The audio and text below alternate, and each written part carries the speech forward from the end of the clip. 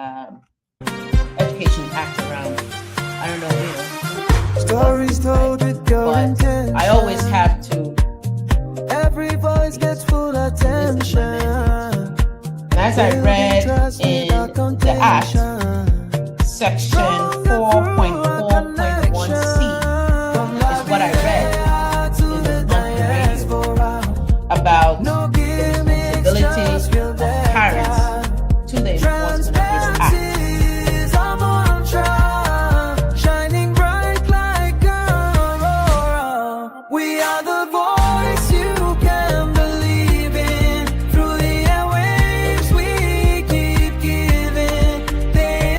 Again, I'm your host. My name is Derek Yale, and let's get started.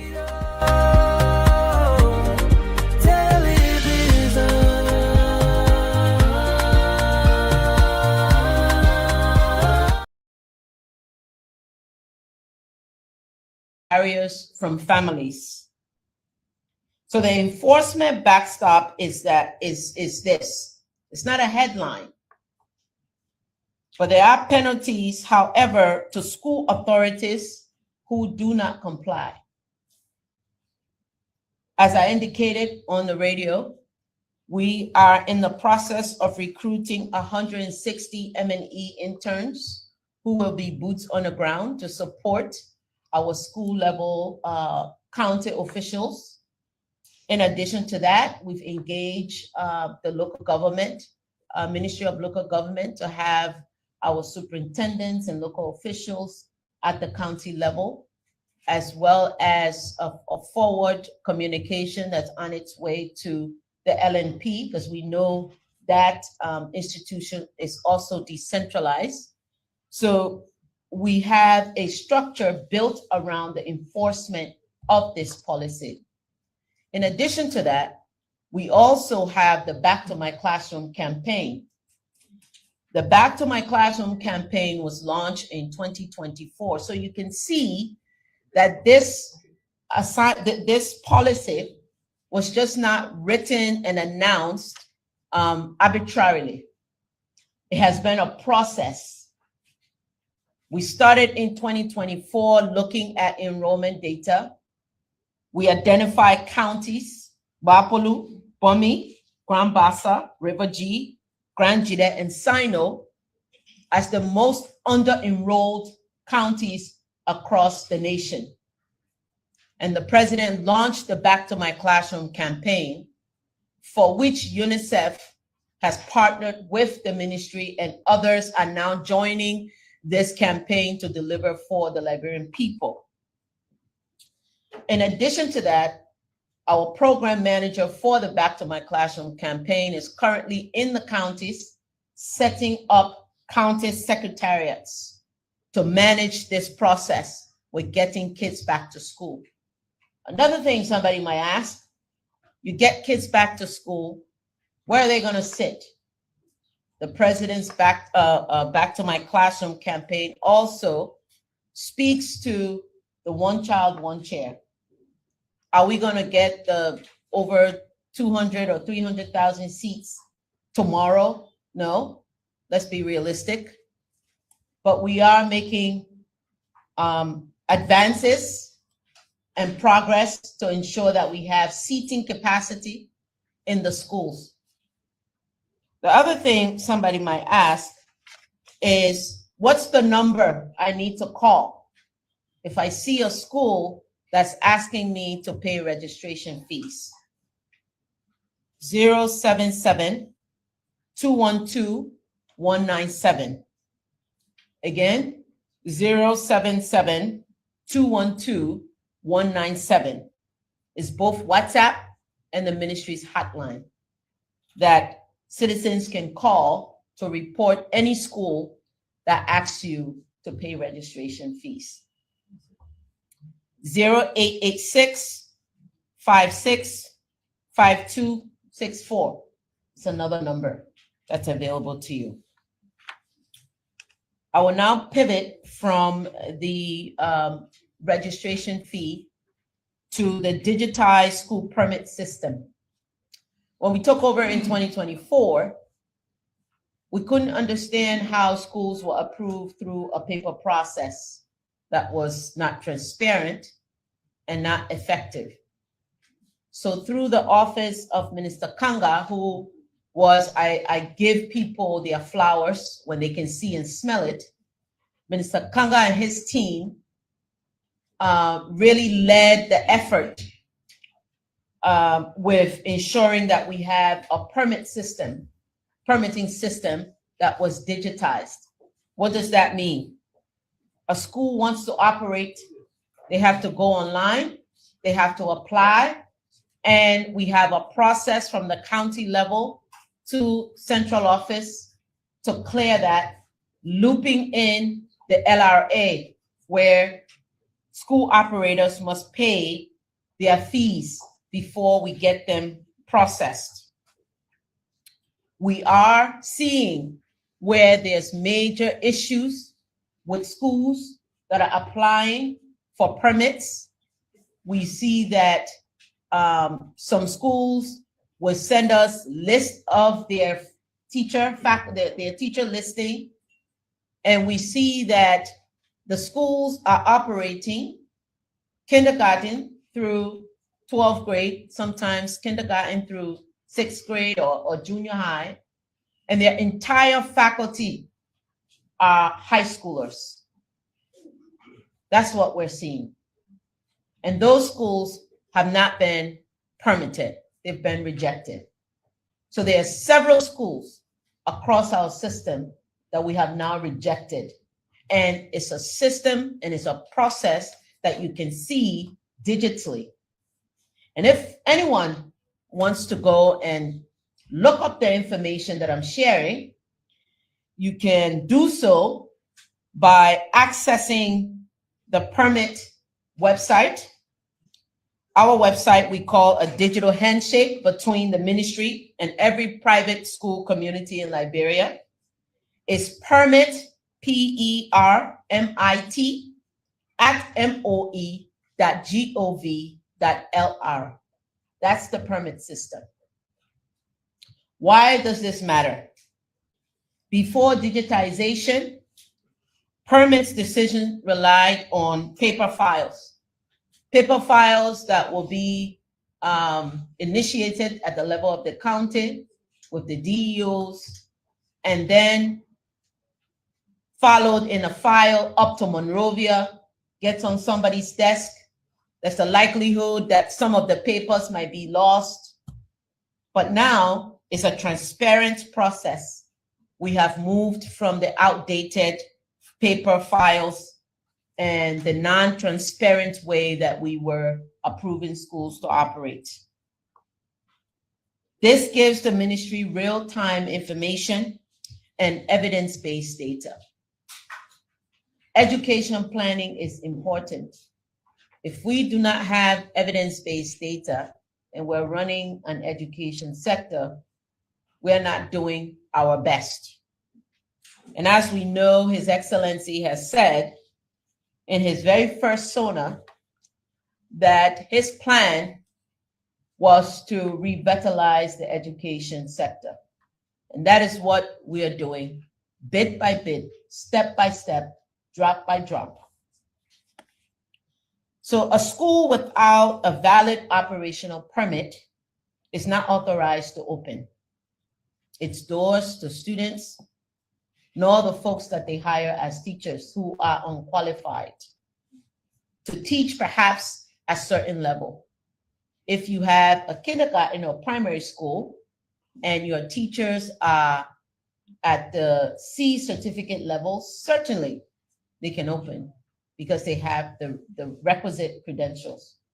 But if they do not, they cannot open, and we are enforcing that with all we have. What we've also done to support this process is we began a geo-mapping and school quality assessment process, for which we have completed in 5 counties: Sino, Rivers, Monserrado 1 and 2, Bomi, and Bapulu. This exercise has supported the ministry in identifying schools operating without valid permits, schools that for the longest time no one knew were operating, and they are now geo-mapped. So we can sit at the Ministry of Education and look at the map of Liberia with its geo points and know where the schools are and their geolocation.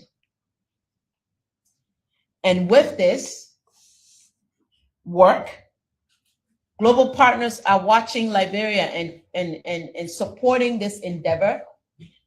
And so we have received some partner funding to complete the next 10 counties. So when the president speaks of start something, put your money there too, so that when you engage partners, they will see the political will and commitment and then say we can support. This is what this government's about. We don't only go around asking people for help, but we start the work. And when we start the work, when they see the efforts and they see the outcomes, I always say success has friends. Everyone wants to jump in the ship because they see success forming. So I want to end on that these reforms together are supporting the ministry to shift the system that ran on guesswork, system that ran on paperwork, system that ran on lack of transparency and accountability, to moving it in the direction of accountability and transparency. So we are moving the needle, like I said, bit by bit, drop by drop, but we are consistent and we are focused and we are not deterred of what may come as means of jabs to the process.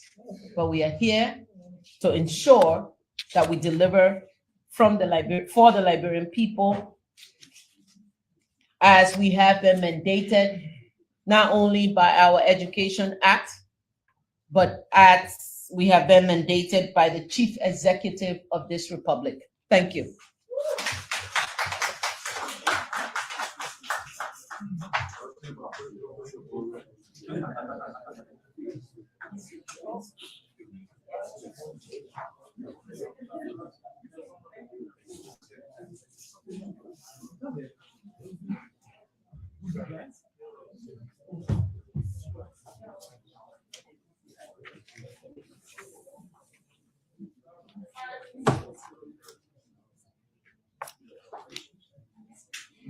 Good afternoon, everybody. Thank you, Minister Pia, for the platform. You and your team. We are grateful for the opportunity. Members of the press, government officials, our teachers, school administrators, parents, students, partners, fellow Liberians, and our Honorable Minister of Education who's present here today. We are pleased to provide an update on the progress, reforms, and key interventions underway at the Monrovia Consolidated School System. Since assuming leadership, our focus has been clear: strengthen accountability, improve school infrastructure, support teachers and students, modernize the administration, and restore public confidence in MCSS. Under school infrastructure and expansion, with support from the government of Liberia and the Ministry of Finance and Development Planning, MCSS secured funding in 2025 to renovate the Anna F. Wisnan Elementary School, the Monrovia Elementary Demonstration School, D12 Memorial High School, and St. Paul Bridge Elementary and Junior High School. Additional funding has also been secured for the rehabilitation and modernization of the Matilda Newport Junior High School, Boswan Junior and Senior High School, and G.W. Gibson High School. We have broken ground to elevate the NV Massaquoi Elementary and Junior High School to a senior high school.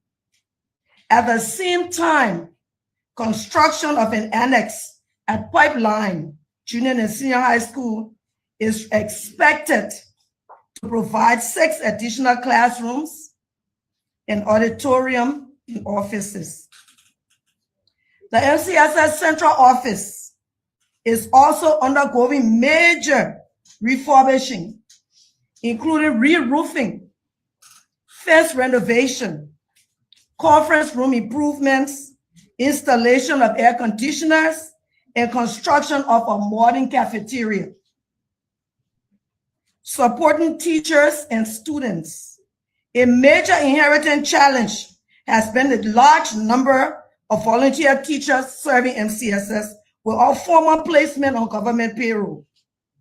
Through engagement with the Ministry of Finance and Development Planning, funding has been secured toward transitioning more than 459 volunteer teachers onto the MCSS payroll, subject to the required re-verification and personnel processes.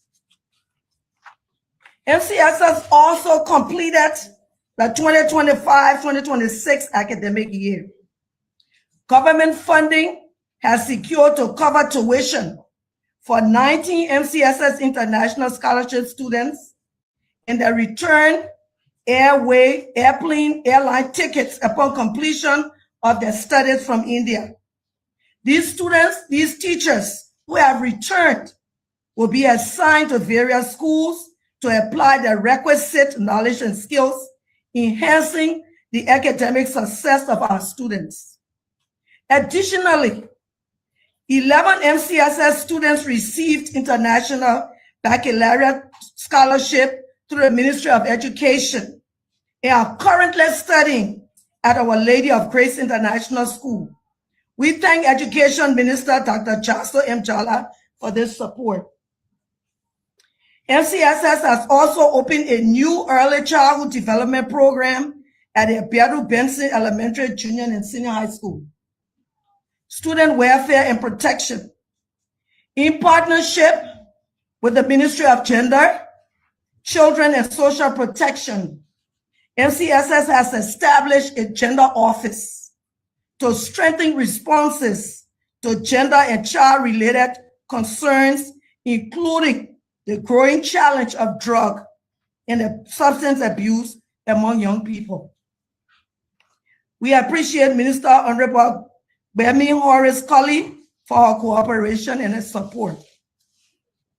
Arrangements are also being advanced with the support of Representative Prince Tolles in our district, for a mobile clinic to be stationed at MCSS school, one of our schools, or the central office to assist during medical emergencies.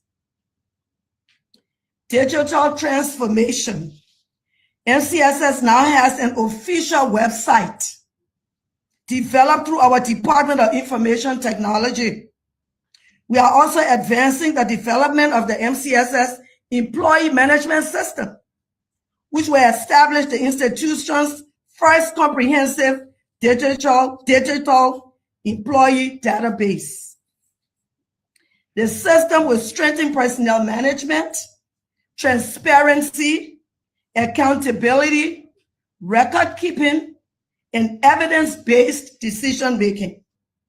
Unlimited internet service has also been installed at the MCSS Central Office, with further connectivity interventions being considered for our schools. Institutional reform and accountability. MCSS is strengthening its internal systems to ensure improvements are sustainable. With that being said, the Acumen Consulting Africa is currently supporting the development of standardized operating systems and procedures for institutional reform, including management tools, clearly defined institutional policies, and SOPs. The the Monrovia Consolidated School System reform will fully align with National PMCS, which covers 5 main targets: strategic plan, service delivery, charter, service delivery charter, resource mobilization, system efficiency, and capacity building. We have also established a stronger asset management office to properly identify, document, track, and manage all government assets in accordance with General Services Agency requirements. Working with the Internal Audit Agency and the General Services Agency, MCSS is strengthening its audit and accountability framework and preparing for its initial comprehensive payroll and personnel audit. These measures are intended to improve payroll integrity, verify personnel records, strengthen compliance, and ensure that public resources are properly managed. Looking ahead, ladies and gentlemen, we recognize that significant challenges remain. These include infrastructure gaps, overcrowded classrooms, teacher welfare, student needs, limited resources, and the need for stronger institutional systems. However, measurable progress is being made. Our priorities will remain focused on school rehabilitations, teacher welfare, student opportunities, digital transformation, institutional reform, accountability, asset management, and safer learning environment. And we have including 6,600 armchairs and ECD chairs for our children.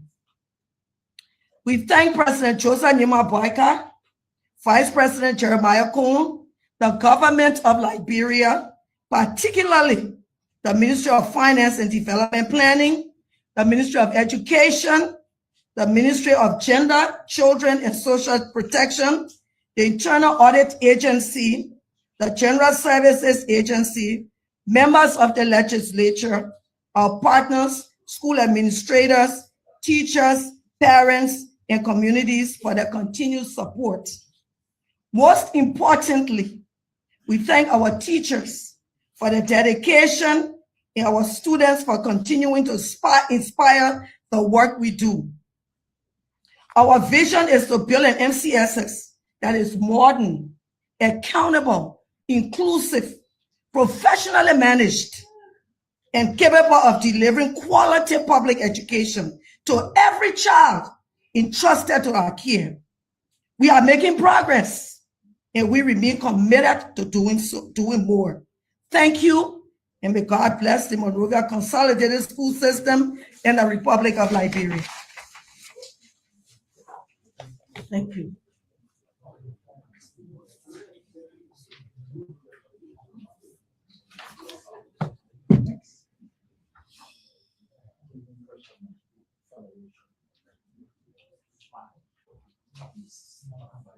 Thank you all so much. Sorry, I'm struggling with this.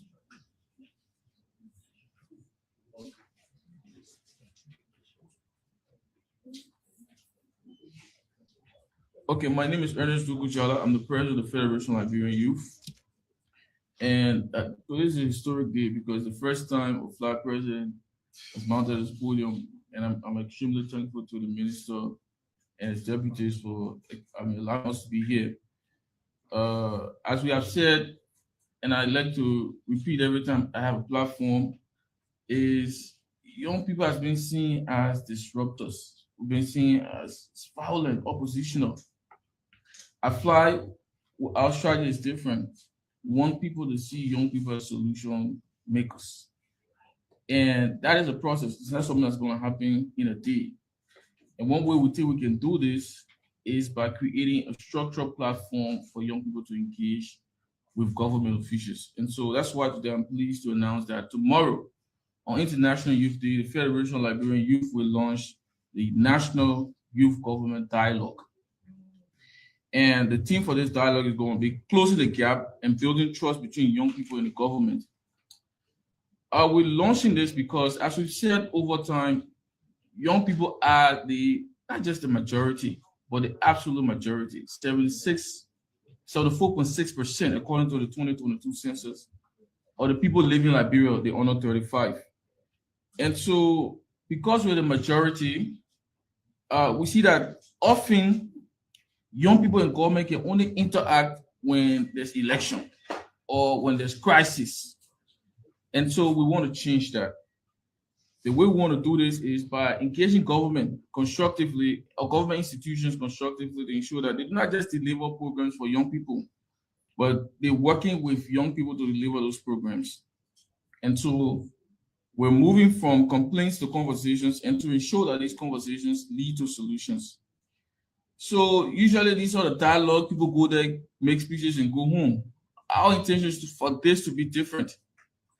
We want young people to sit directly with government officials. They will ask all the questions on their minds. They will identify the gaps in engagement together. And we'll also share experiences and then propose solutions that we can work on together. And the expectation of the government agencies is to ensure that we want these government institutions to listen to young people, want them to help us, work with us to identify how they can deliver better for young people. So for the maiden edition tomorrow, we have Josita Nuvio Wento as the maiden guest. And we have her because she's one of the youngest public officials appointed by the president. And we think it's an opportunity to listen to her and also to listen to young people as well. In conclusion, I'd like to say that at the Federation of Liberian Youth, we want government institutions to see young people as partners in governance. We don't want to be seen as just beneficiaries of government programs. And we also want public institutions to understand that the real experiences of young people, want them to understand the real experiences of young people and identify practical changes they can make. And so those who are coming for the program are signing up because we tell them that you're coming to the program because you are interested in solution. And you're coming not to make demands, you're coming with ideas, proposals, and solutions. So after the launch tomorrow, our hope is to work with the Ministry of Information and the Ministry of Youth and Sports to drive this into a national program. It can't be a flag program, it has to be a national program where we have a platform where young people can engage with government constructively and find solutions. So I also like to end by saying that young people should not only be talked about, we should be talking directly with the institutions that are responsible for us. So this dialogue, the National Youth Government Dialogue, is our own effort to close the gap and limit the confrontation between young people and government institutions. So we want to do that, but we also want to create a table where young people and government can sit down together, understand the problems, and work on solutions. So we launch tomorrow. It's an open event. It's going to be at the Monrovia City Hall. We start at 10 o'clock, and it's open to every young people in the media. Thank you so much.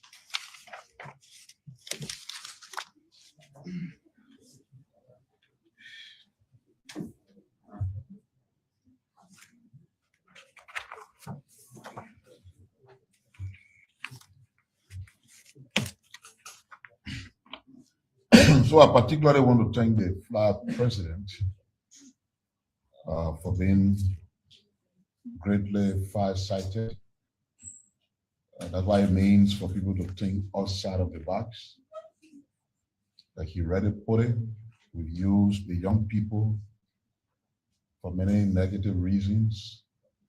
And it is good that they have somebody at the realm of authority there who is trying to change that trajectory. And that is the reason why the Ministry of Information commits to working with FLA in advancing the youth government dialogue. I believe it's coming at the most critical time because we currently doing the budget process for the 2027 budget. We can work with the Ministry of Finance and your office with the president so that whatever subsidy that is being directed at FLA can be strengthened in a way that it supports the funding of the dialogue. Let's see how it moves. So I want to start by saying, as a government, in everything we do, we operate by established standards. The situation with the drugs is of no exception. Our approaches to dealing with the drug situation is based on standards.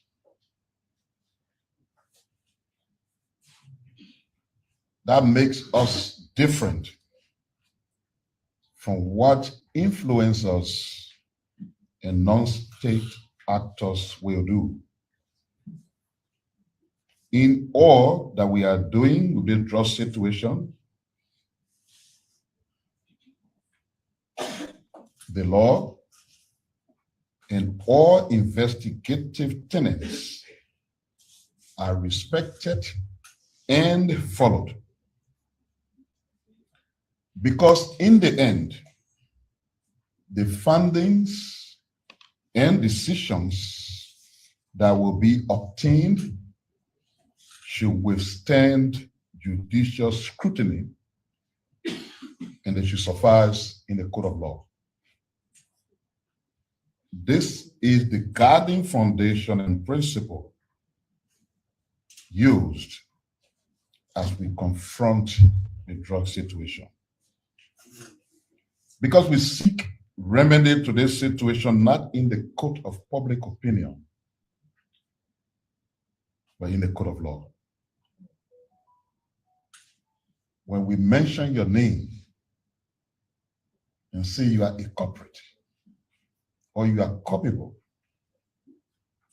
our actions and decisions against you should survive judicial scrutiny. We should not walk through the court of law just for formality. Meaning you move there with little or no evidence, and therefore you can get no conviction. We see how people are shifting conversations here and there. Some believe that there are actors outside the government that are giving you more information than the government. Those actors are not taking anybody to court. Their actions are limited to where they're doing that. Government cannot conduct government business that way. When we see you are involved in drug business, and we believe that we have the evidences, we should be able to prosecute you with successful conviction. So these are the standards that are guiding us during this era. Secondly, we like to reiterate and maintain that our investigation and crackdown on the current drug situation will know no bounds. They will have no limit. In other words, we are consistent that there will be no sacred cows. The dimension of the investigation is broad and unlimited. It will move where the evidence will lead. It could be current government officials. It could be former government officials. It could be private citizens, foreign nationals, etc. No one, and absolutely no one, will be untouchable. This is our solemn pledge and commitment.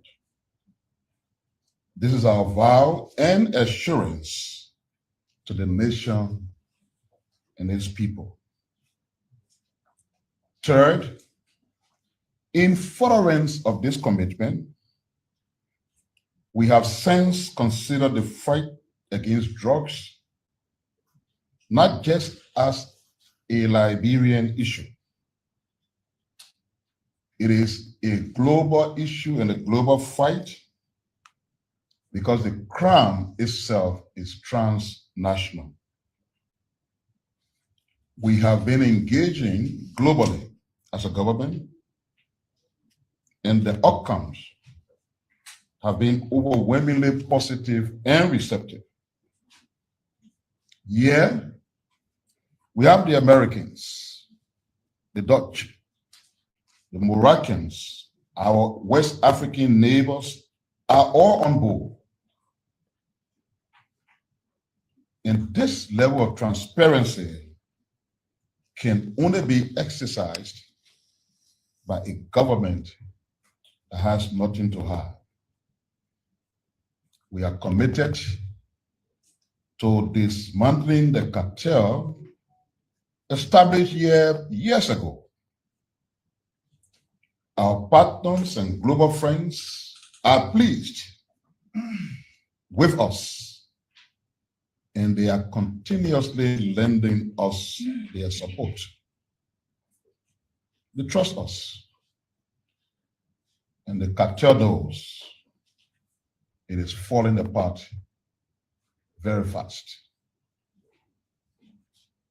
We can only encourage all Liberians to join and play their part.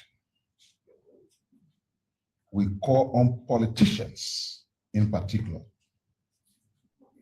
to play their part and leave the vain and reckless politicking. There can be no political dividend from this situation. So find another means for your politics.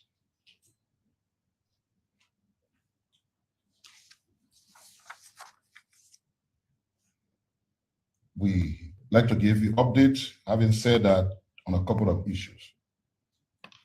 And one, solemn lie. The government of Liberia acknowledges hacking in Lofa. The tension arose at the buffer zone between the Guinean military personnel and personnel of the Liberian Joint Security Forces relative to the location of checkpoints.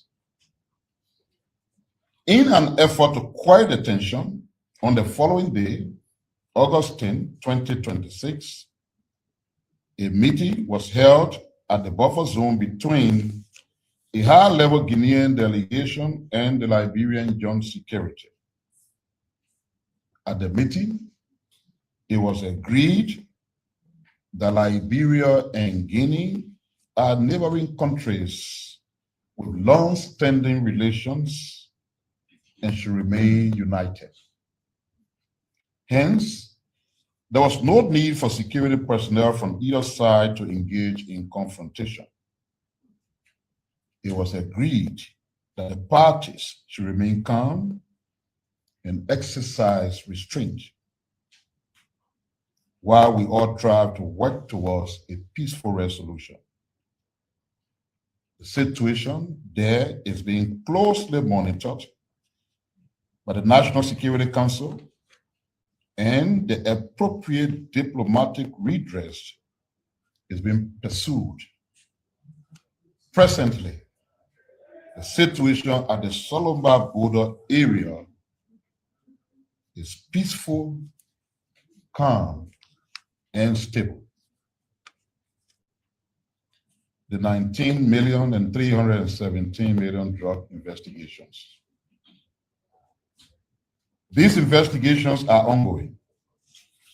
Individuals have been charged and indictments are being prepared. Individuals arrested and charged include persons who are serving in government.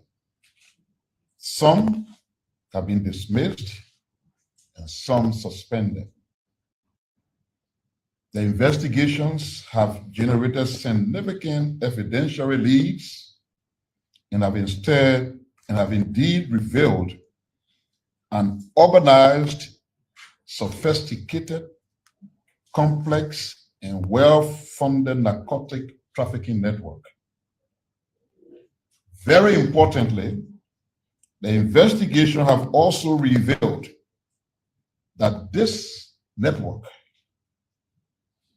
has been operating in Liberia for a considerable period of time, specifically more than 6 years. Therefore, all available investigative leads are being pursued to determine the full scope of this illicit narcotic operation. The investigations are aiming at identifying participants, financiers, organizers, handlers, couriers, facilitators, insiders, and foreign links. Any public official, security officer, private citizens, private company, or corporate actors found to have knowingly participated in this scheme, attempting to obstruct the investigations or compromise the integrity of the investigation will face the full consequence of the law. We commend members of the Joint Security Investigative Task Force for their professionalism, integrity, and unwavering commitment to the rule of law. The Joint National Security Investigative Task Force will keep the public informed about the status of the ongoing investigations. OIC Fitzgerald Biago. Based on an investigative report submitted to the President by the Ministry of Justice relative to the officer in charge, DPC Fitzgerald TM Diago, and reports linking a vehicle connected to the narcotics suspect to his office, the President has relieved the DCP Biago of his position as OIC of the LDEA and has indefinitely suspended him from the Liberian National Police for ethical transgression and has ordered that he be subjected to a more detailed investigation. In this regard, an independent special administrative and ethics review committee will be established to investigate whether Biago's conduct violated the Constitution of Liberia, the National Code of Conduct, the LNP administrative instructions, the LDEA professional standards, or any other applicable law or regulation. Members of the committee will include representatives of the Ministry of Justice, the Civil Service Agency, the Office of the Ombudsman, the civil society, and the appropriate independent police oversight mechanism. The vessel R.B. Alante IV. The vessel R.B. Alante IV that was within the coastal waters of Liberia and evaded arrest by the Liberian National Coast Guard has been arrested by Ivorian authorities. Liberia is currently in contact with the Ivorian government, including even at the highest level, for the return of the vessel to Monrovia for investigation. It has been established that a fishing vessel from Liberia went out to sea to the R.B. Alante. An investigation is being conducted by the National Fisheries and Aquaculture Authority to determine the facts surrounding the Liberian fishing vessel going to the RV Atlantic.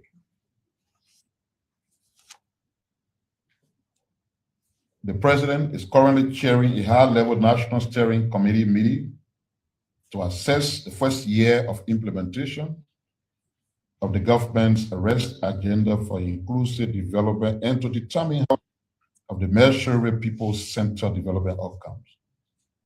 The steering committee meeting chaired by the president serves as a central oversight and strategic coordination body for the arrest agenda, with the United Nations resident coordinator serving as a deputy. The committee brings together cabinet ministers, ministries, agencies, commissions, development partners, civil society organizations, private sector representatives, and members of the Liberian diaspora. The broad composition is intended to promote coordinated participation in national development planning and ensure the implementation of the AARD is that viewed solely as a government responsibility.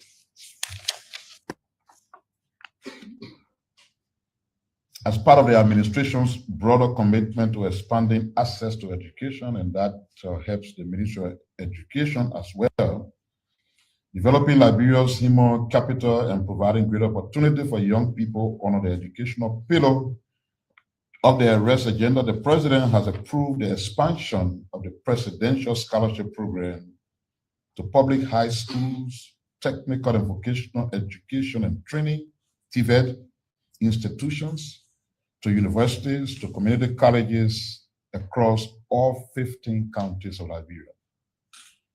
The expansion follows an ongoing restructuring of the Presidential Scholarship Program by the Presidential Scholarship Steering Committee and is intended to broaden access to education opportunities, reduce the financial burden on families, and empower young Liberians to acquire knowledge and skills necessary to contribute to national development. The Ministry of State for Presidential Affairs Scholarship Program was launched in December 2024 as a merit-based initiative designed to expand access to higher education for some of Liberia's most promising young people. Since its inception, the program has supported more than 490 scholars across 22 colleges and universities in 7 counties: Montserrado, Nimba, Bong, Maigibi, Grand Crew, Maryland, and Lofa, with nearly 100 students expected to graduate this year. Under the expansion plan, new coverage will include Grand Bassa University, Bong County University, Sano County Community College, Grand Gita Community College, Bombay County University, and the David A. Strad Technical College of the University of Liberia in Sindia, Grand Kidmore County. The committee will also increase the number of scholarship beneficiaries in Lofa, in Nimba, in Grand Crew, in Maryland, and Maigibi counties, while rolling out the program to public institutions in additional counties as part of the broader national expansion. In a significant expansion of the program, the Presidential Scholarship will also be extended to public technical and vocational education and training program, TVET institutions, recognizing the importance of technical and vocational skills in preparing young Liberians for employment, for entrepreneurship, and national development. The program will further be rolled out to public high schools, to universities, community colleges across the 15 counties. Students with a minimum of 3.0 GPA may qualify for an academic scholarship providing 100% tuition coverage. Students with at least 2.5 GPA and who have demonstrated humanitarian needs may qualify for financial aid covering 60% of their fees.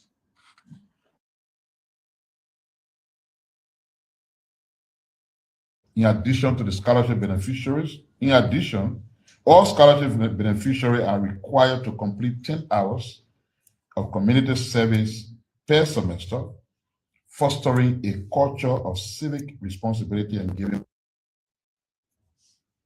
As a part of the program's 2026 activities, the Office of the President will host the first inter-university debate among presidential scholarship recipients on August 13 and 14 at the EJS Ministerial Complex. The debate will be held under the theme Empowering Youth Intellect, Driving National Development, Scholars Arena where academic excellence is rewarded and intellect inspires the future.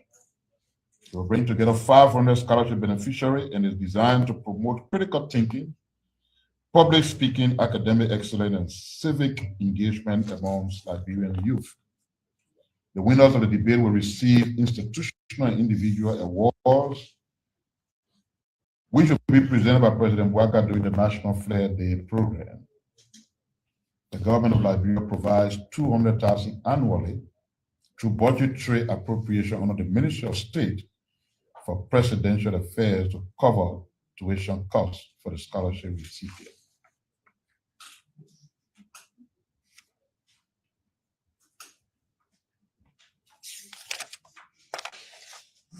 And from the judiciary, the Chief Justice of the Supreme Court, His Honor Judge Yami Kwekwebese, has announced the opening of the first labor court to be established outside of Monrovia, precisely in sunny Kwele, Nima County, under the 8th Judicial Circuit Court in Nima County.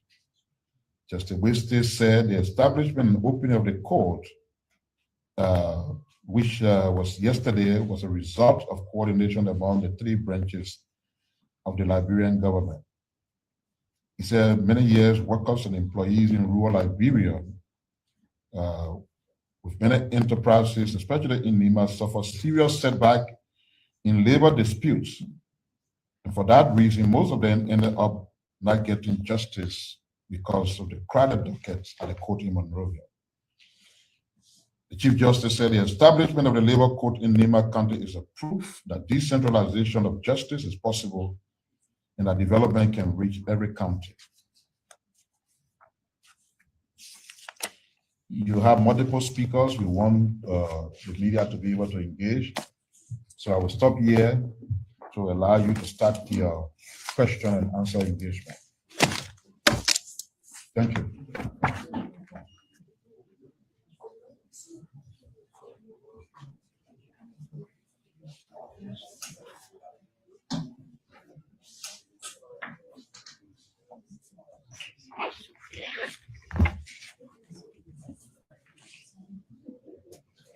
So May proceed with the that's question. it. Let's ask questions by journalists.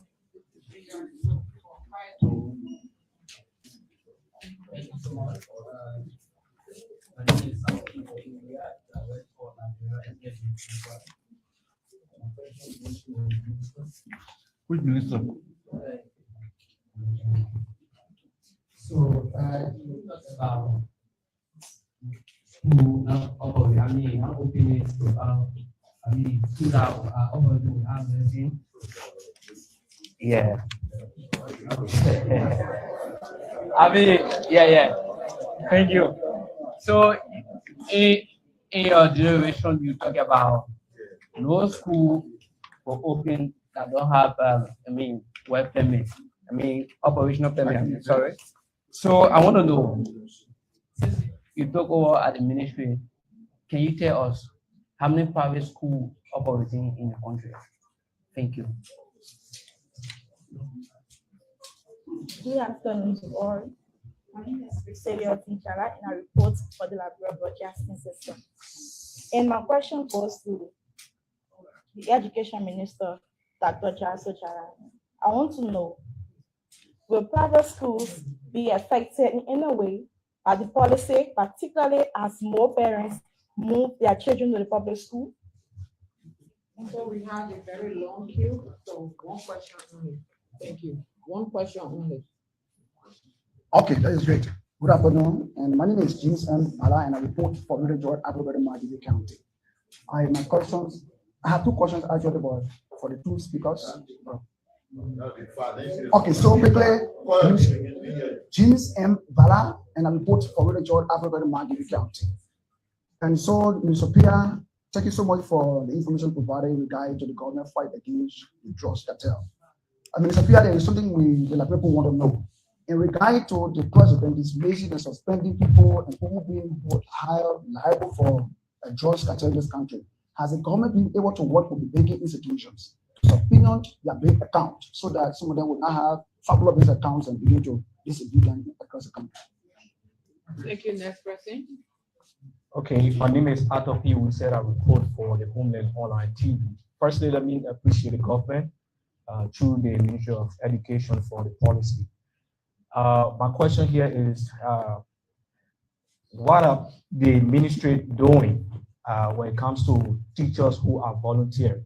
Because there are other schools, they are too much strategies, in terms of planning programs, other programs to generate funds. So what is the government doing to place teachers on payroll as to minimize too much of color days and other programs to not regenerate the fund that you're trying to pull away? Thank you. Thank you. Next person. Yes, so I'm Samuel Johnson. I'm put for Madam Minister, I know there are curriculum for elementary, junior high, and also for senior high schools.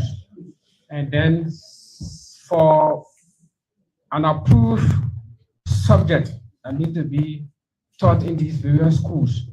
But then there are other religious schools that may be teaching different subjects that are not taught in other schools. For example, if you enter Islamic school, you will see a subject like Arabic being taught in our school. And then school is about to open. Students are transitioning or transferring from schools, from different schools. If a student from a school where Arabic is being taught and now goes to another school where Arabic is not being taught, how is the Ministry of Education seeing how better to have an approved subject for all schools to adhere to? And then B, to my question. Thank you. Next person.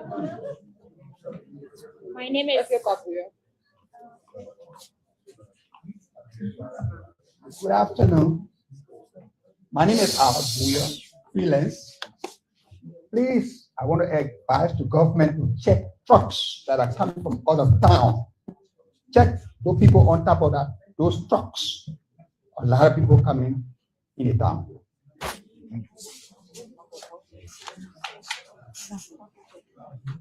My name is Risto Albertina Ho, and I report for Public Agenda. My question goes to Dr. Jara. What is the Ministry of Education doing to address senior high schools, most especially in Monrovia, that don't have science lab and library? Thank you. Next person. My name is Roberta Damalo, and I report for Foka FM. My question goes to Minister Jala. So I want to know what mechanism will show that school administrators in most counties actually receive their computed equitable funding on time, preventing them from secretly reverting to registration fees when operational emergency arises. Thank you. Next person. I am Mohammed and I report for Exclusive Online TV. I to Madam Jara. Liberian's parents were celebrated when they announced that no child in elementary division to pay registration fees. But yet they are concerned to know the lifespan of this announcement that they made. They want to know if there are documents being placed that should, in case this government is being voted out by the Liberians who voted this government, if this kind of announcement will continue, that parents won't pay tuition registration fees for their children within the elementary division. Thank you. Thank you. Next person. Good afternoon. I'm Joseph Kidway, and my question goes to the Minister of Education, Madam Jaso Jala. Well, congratulations on your presentation, particularly on the school permits. Do you care about telling the public whether there are attachment on this school permit? Whether there are fees attached to this? So you can pay for the permit? Yes. Thank you. Okay, thank you. My name is Ramad, and I report for DA News. So sorry that the questions are many for you. Are you aware about PDA fees in public schools? And if so, would the new policy also be covering that? And to Thank you. Let me ask Minister Pierre. to the MCSS, recently the LEC announced that your institution was on power tech. We want to address that. No, but Edison didn't say so. For those who strap on Federal Liberia, my name is George.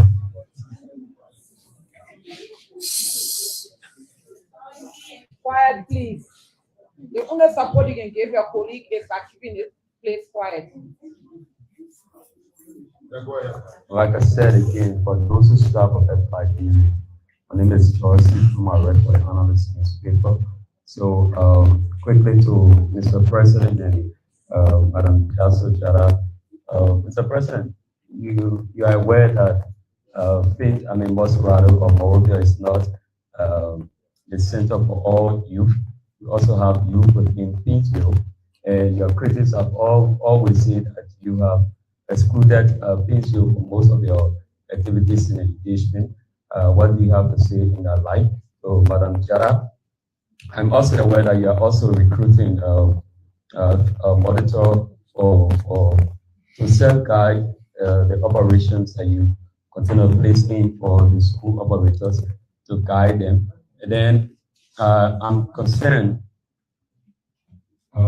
if those operators on the field and monitors, go around and check up that the school school administrators is trying to undermine the intent of the government and your plans. What are the punishments that will be there for those people who try to undermine the policy, the free tuition policy? Thank you very much. My name is Lee Lassie Morris, and I report for the BDS TV. My cousin goes to the NCSS boss. Following the recent joint intervention from the Ministry of Education, the Ministry of Finance, and the CSA to integrate volunteer teachers. What is the current status of the verification process across the NCC school? And exactly how many teachers have been successfully transitioned on the official government payroll? Thank you. I'm Lucy S. Halley, and I report for Report 231. My question goes to Dr. Jala. What is the Ministry of Education doing to teachers that are not that do not have diploma or certificate in teaching sorry? So thank you. My name is Ines Reeves Soko, and I report for Lux Radio and Television. Let me first of all say thank you to the Minister of Education. Thank you for this new initiative that brings relief to parents and all of us who have our children in government schools. You spoke about unspecified penalties for public school administrators not yielding to the policies by the Ministry of Education.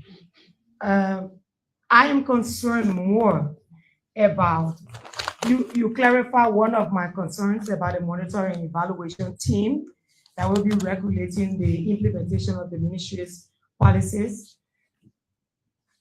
One thing I am concerned about is many times these teams are initiated, they're in the field to monitor, but we still get repeated situations at these public schools.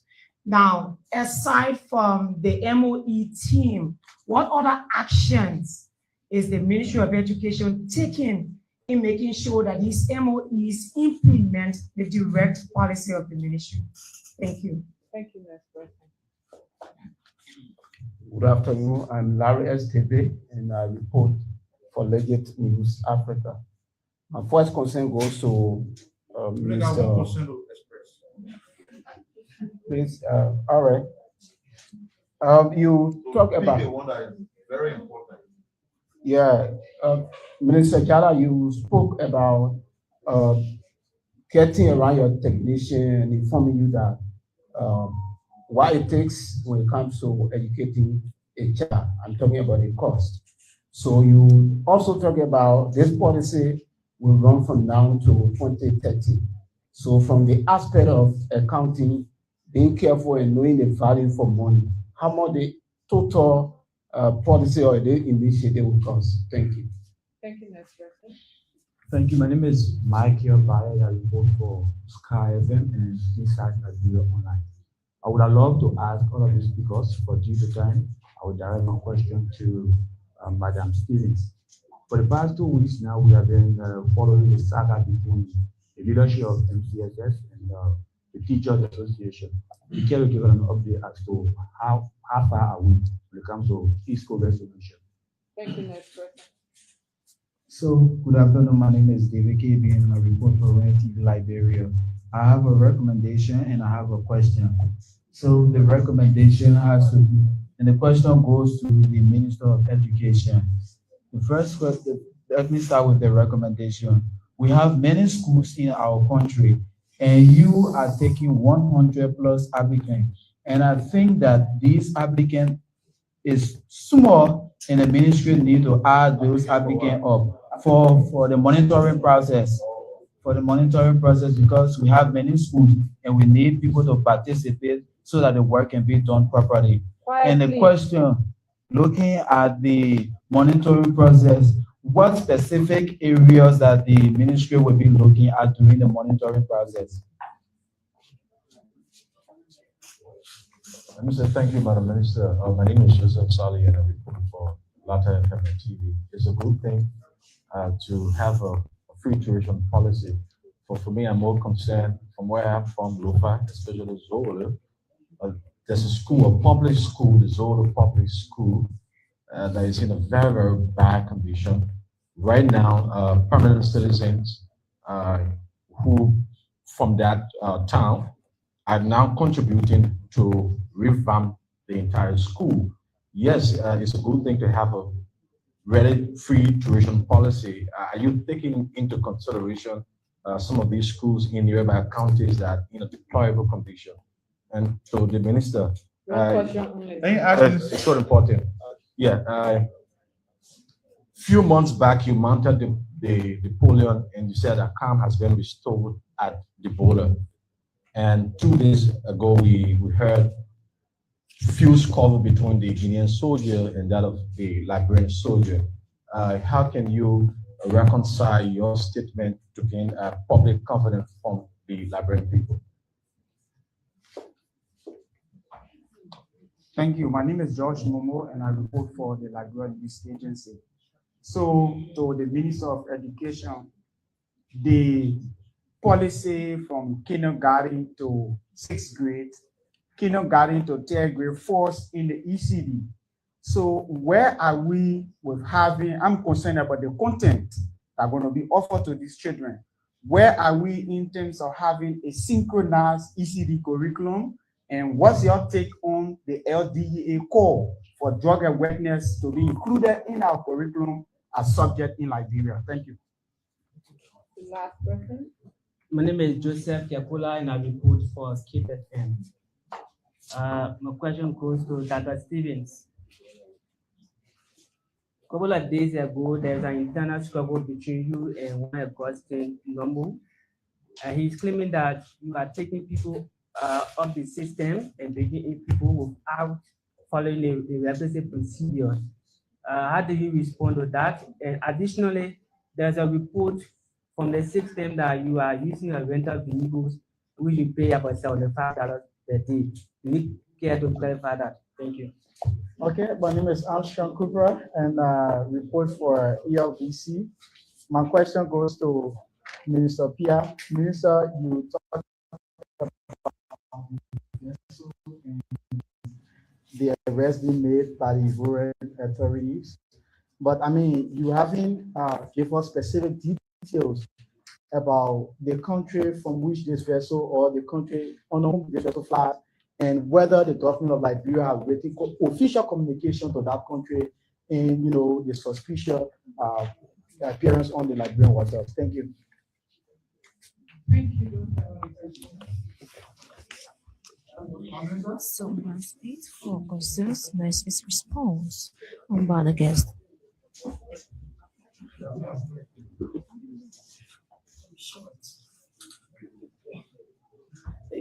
Thank you.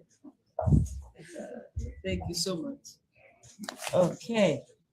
I think you brought me to class this afternoon. So I'll do my best to answer everyone. I think, Sam, we are asked about the number of private schools operating in the country. We have an aggregate of 3,910. That is an aggregate of faith-based and private institutions. As of now, someone asked about what is the ministry doing about volunteer teachers? I would say that this government has placed over 2,000 volunteer teachers on payroll, and our supplemental budget has made room for the ministry to also add an additional 1,000 to payroll. Someone asked about the Arabic school and if a student transitions and the standardization of maybe subjects across, the curriculum. Currently, the curriculum calls for French and other languages, but Arabic certainly is not one of them at this time.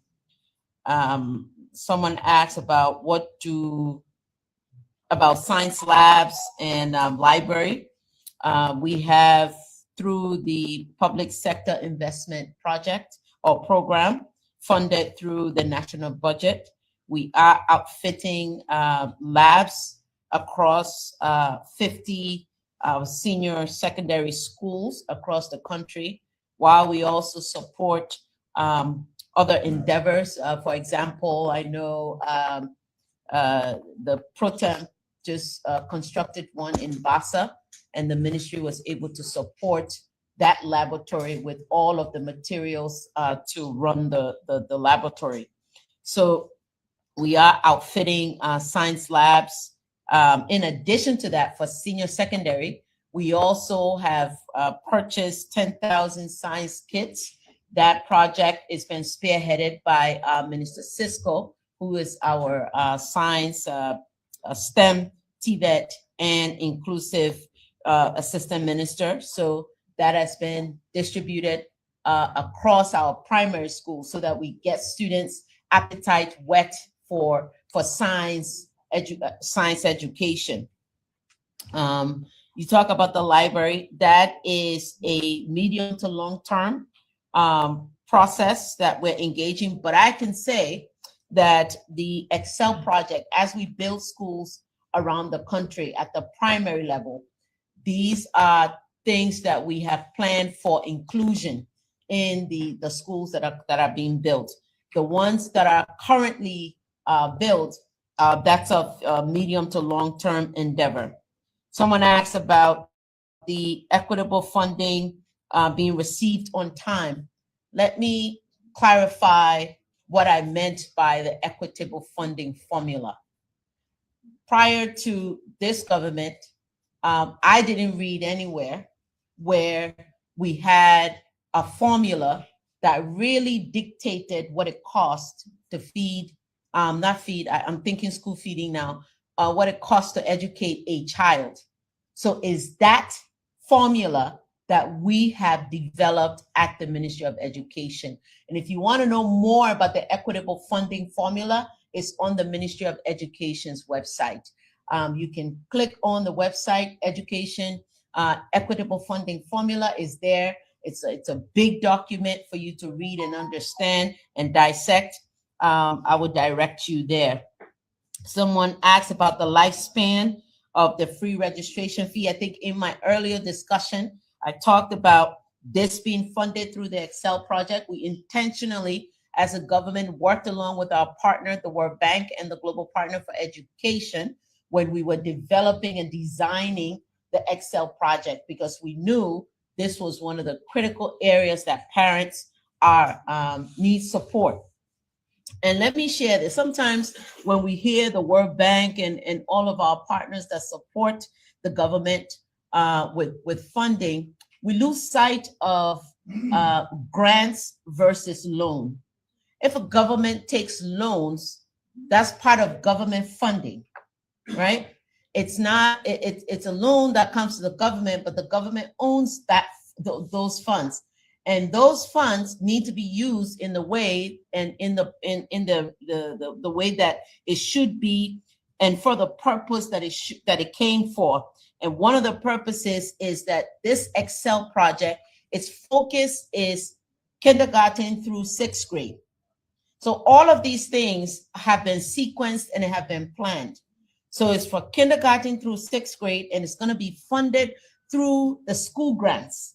School grants are going to be given to schools based on enrollment at the primary level to support schools with operations. In addition to that, each county through the national budget gets funding as well to support their operations. Also, school and material supplies are also provided through the national budget. Someone asked about the fees associated with, I think, PTAs. The permit systems. Schools have always paid fees to register their schools for operations through LRA. And the fee that is charged, the way the structure is that the highest tuition charge per student in your school as a private school is what you pay to LRA for the permit process. So you can see MOE is not a revenue generating agency to say funds will come in and go into the consolidated account at Ministry of Finance, but that is the meager fee that is charged private schools and faith-based schools to operate. Someone made an inquiry on PTA fees.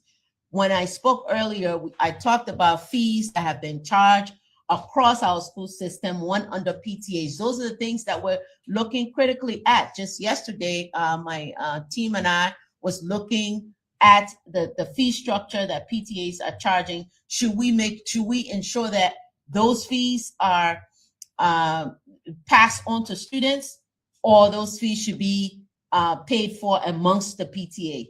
And announcement on that will be forthcoming in the coming days. But we have looked at that, and we have the school calendar that is coming out to stipulate the fees at the school level that should be charged. For those who undermine the free tuition policy, I indicated from my Education Act, there's a clear violation there. And of course, whatever the violation and the penalty is as it pertains to the act, I don't want to go in there now to dig it up, but it's what we're going to apply. I'm trying to get through these questions. I was trying to write them down as you were talking. I think, well, somebody else asked, what other actions have been taken to ensure the implementation of the policy? I indicated all of what we have now. This is a new policy, and we are building a communication campaign around this policy. I talked about the local government, our local county officials at the county level. I talked about the geo mapping of the schools to know where schools are. I talked about the M&E interns. I think somebody talked about 100 applicants. It was 160 applicants or interns that we're looking to hire, in addition to the district education officers, which we have 125 district education officers around the country. We also have 16 county education officers around the county. Somebody might say, we have 15 counties. Why do you have 16 education officers? Because we have 16 education districts. Montserrado is split into two because it's huge. So we have Montserrado 1 and Montserrado 2. Facilities, which was, thank you for that brilliant question, the person who asked about facilities. The ministry has received funding through the PSIP program in the national budget to support school renovations. And I tell you, when we're done with the assessment of the number of schools that require renovations, it was alarming. And we are taking steps now to complete renovations for schools, begin renovations for schools. Some of them we've began since last year, and we're moving incrementally because, I mean, the realities of what we inherited is beyond what the funding that is available for us to do if we wanted to really take on all of them. So we are moving forward with the school renovations incrementally, county by county. We've asked county education officers to give us pictorial evidence of schools across their various districts and counties, and we catalog that, and then we've prioritized those, and we are making the best we can do in terms of renovation with that. Again, I'll reemphasize that Excel is a project that is here to deliver on foundational learning, because think about building a house. If your foundation is faulty, your house is going to fall down. So what we see, you know, in later years is the effect of what we didn't do in the foundational years. And if you cripple the foundational years, or you do not build a strong foundation at the foundational years, what's going to happen later on is going to be irreversible, because the children will have learned the wrong things, or the gap in their learning would have been so much and so wide that I don't care what you do in the upper primary and senior secondary, the learning loss is going to be too huge of a gap to fill. So the Excel project is focused on the foundational learning, and foundational learning to provide not only these school grants, but also support curriculum development, review, teaching and learning materials across our schools. So the Excel project is meant to deliver what we've been missing out on at the foundational level in the country. I hope I answered all of your questions, but that's all I have for now. Thank you.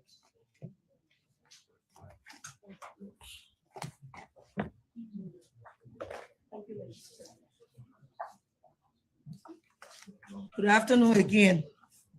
A question was asked, MCSS, about power theft. At no time did MCSS steal any power. At least he came out with their with the thing. The thing is, we had to be transferred from post payment to prepayment, and so because of that, they had to move the post payment apparatus and put prepayment. So now, if you want to enjoy some nice air condition, MCSS is ready. We don't have any power theft. We are government run, so we can't. Okay, the current status of the verification in volunteers. When I came to the Monrovia Consolidated School System as superintendent, I didn't bring the booklet, but I got an assessment from the civil service. And they had MCSS, the previous administration was advocating for 604 volunteer teachers. So the civil service went through all and re-verified their qualifications, and they brought it down to 459. So as we speak, the Ministry of Finance Development Planning have already rolled over 208 volunteers currently taking pay, and another 187 have been rolled over taking pay, and CSA is in the process of verifying and adding the rest on to the MCSS payroll. And that brings up to almost 1,000 teachers alone for 26 schools. Another question was asked about the teacher association issue. The teacher association issue, honestly,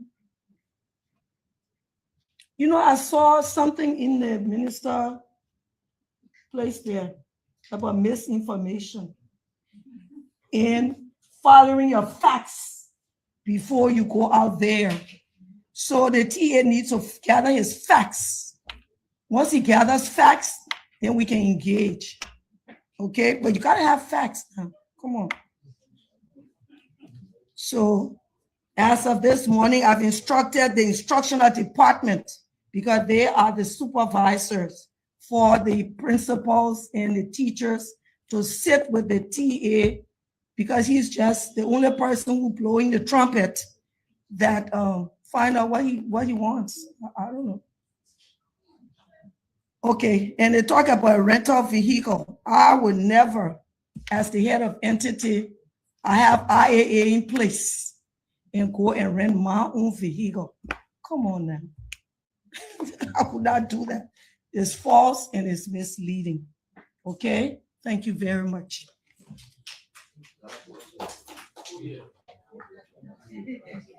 So there was just one question for me, so I'll answer that briefly. I mean, as I said, you know, we grew up in the student community, and a lot of people think activism is about criticizing, and that's why how a lot of young people see it. Criticizing is good. Freedom of expression is inherent human right. But we also think finding solution is the other side of activism. And that's the reason why we're initiating this. So we must not just criticize, but must engage the system constructively to find solutions. So in as much as we want to do this across the country, we're constrained, again, by the age-less concern, resources. Before on our work plan this year, we're launching this across the country, not just Montserrat, we're having it in the 15 counties. So Bond County, young people in Bond County will sit down with the superintendent or maybe the county council. So we're working on these structures. So we go across the country, but we can't, I mean, on our current plan, have it in multiple places at the same time. We hope we can do that in the future. But again, we have to start something, and we believe that with this start, we can be able to expand across the country. Thank you.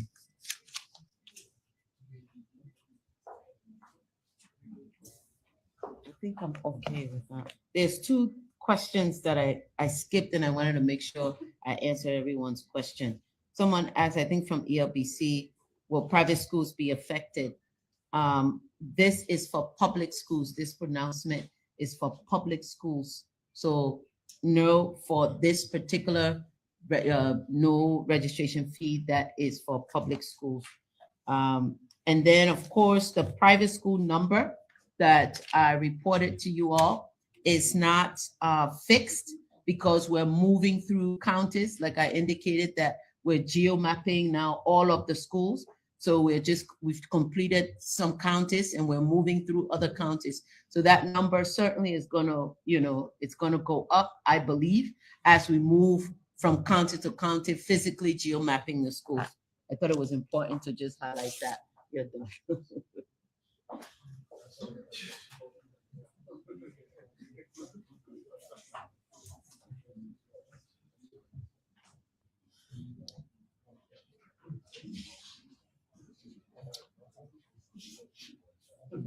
Is the government working with the banking institutions in the drug war?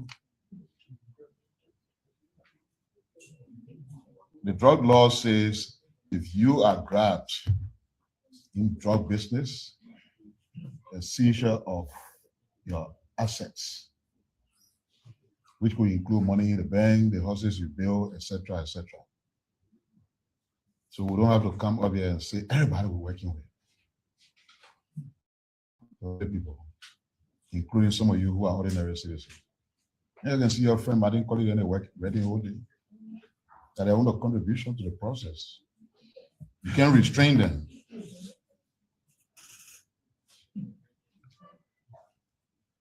You know, some of you are allergic to truth telling.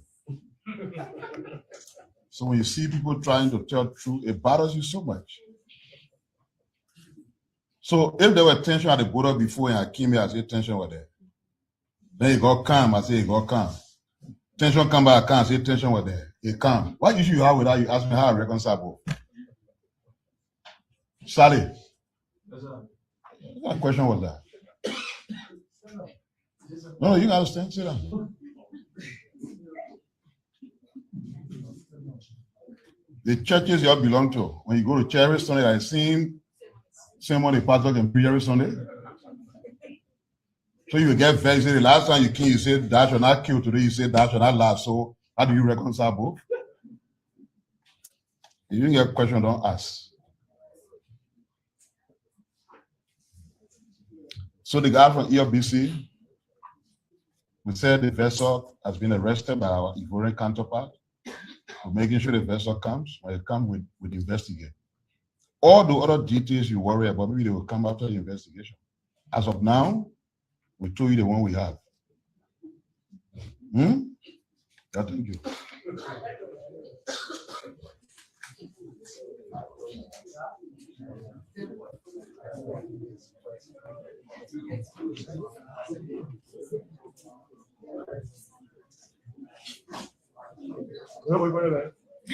So folks, that's it for the press briefing Just here at a the quick Ministry. follow-up to the STEM question. Not only are we retrofitting science labs, In our community, government- we help each other. But when it comes to prescription pain medication, such as opioids, sharing isn't helping, it's harming. What works for you could be dangerous, even deadly for somebody else. Don't share your opioids. Instead, help by guiding your family, friends, and neighbors to a doctor. Real help saves lives. This message is brought to you by the Multicultural Community Family Services in partnership with LRTN.